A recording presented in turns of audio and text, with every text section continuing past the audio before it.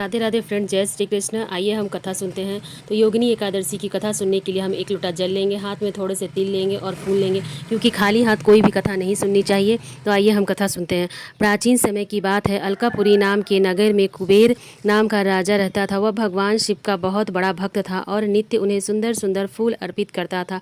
उनका एक माली था, हेममाली। हेममाली का काम था वह रोज मानसरोवर से फूल लाकर राजा को दे। एक दिन हेममाली की पत्नी विशालाक्षी से प्रेम के कारण वह फूल लाने में देर कर देता है। राजा को फूल नहीं मिलते और वह क्रोधित होकर हेममाली को श्राप दे देता है कि वह कोढ़ी हो जाए और स्वर्ग से धरती पर गिर जाए। हेममाली को राजा का श्राप लगता है और वह कोढ़ से पीड़ित होकर जंगल में भटकने लगता है। एक दिन वह ऋषि मार्कंडेय के पास पहुंचता है और उन्हें अपनी सारी गलती बताता है। ऋषि उस पर दया करते हैं और उसे योगिनी एकादशी का व्रत करने की सलाह देते हैं। हेममाली श्रद्धा से व्रत करता है।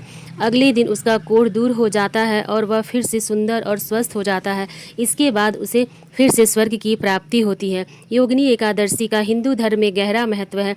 इस शुभ दिन पर भगवान विष्णु की पूजा करते हैं। उनका मानना है कि व्रत रखने से पिछले पापों को धोने में मदद मिलती है और व्यक्ति को जन्म और मृत्यु के चक्कर से मुक्ति मिलती है। कहा जाता है कि योगिनी एकादशी पर भगवान विष्णु की पूजा करने से सुख, धन और समृद्धि मिलती है। यह भी माना जाता है कि यह व्रत शरीर, मन और आत्मा को शुद्ध करता है।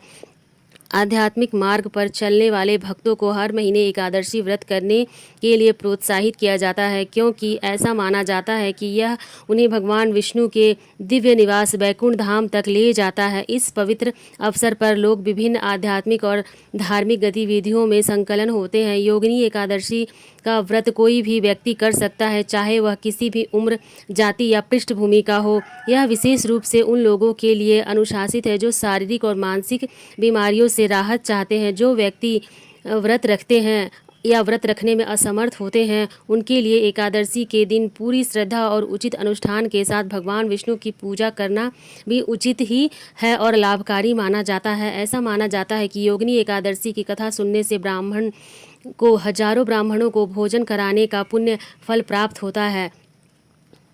योगिनी एकादशी आषाढ़ मास की एकादशी है जो भगवान विष्णु और देवी लक्ष्मी को समर्पित है।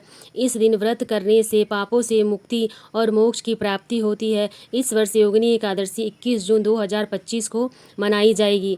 योगिनी एकादशी हिंदू पंचांग के अनुसार आषाढ़ मास के कृष्ण पक्ष की एकादशी को मनाई जाती है। यह व्रत खासकर पापों से नाश, पुण्य की प्राप्ति और मोक्ष की ओर ले जाने वाला माना जाता है। इस दिन व्रत रखने से, भगवान विष्णु की पूजा करने से भी सभी रोग, दोष और पापों से मुक्ति मिलती है। इस वर्ष योगिनी एकादशी 21 जून को शनिवार को मनाई जाएगी। योगिनी एकादशी भगवान विष्णु और देवी लक्ष्मी को समर्पित है। ऐसा माना जाता है कि भगवान विष्णु और देवी लक्ष्मी की उचित और समर्पित पूजा करने से व्यक्ति को इच्छा वांछित और आध्यात्मिक लाभ मिलता है। हिंदू कैलेंडर के अनुसार इस दिन भद्रा का प्रभाव रहता है। हालांकि पाताल और स्वर्ग में की भद्रा का प्रभाव पृथ्वी लोक पर नहीं माना जाता, अतः इस बार अपना शुभ कार्य कर सकते हैं। भद्रा समय सुबह का 5:24 बजे शुरू होगी और यह सुबह 7:18 तक रहेगी। इसके बाद भद्रा समाप्त हो जाएगी।